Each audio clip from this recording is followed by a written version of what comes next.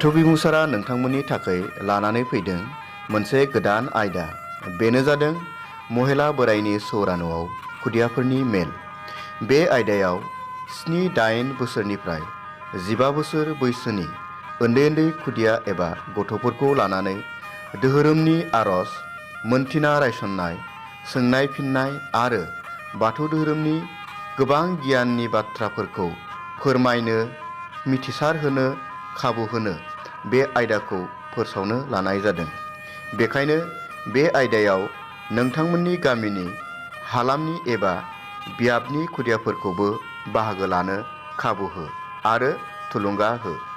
नोंथांनि गथ'खौबो बाथौ धोरोमजों लोगोसे समाजारि सुबुंथिनि गियाननि फारसे गोरों खालामनि फै।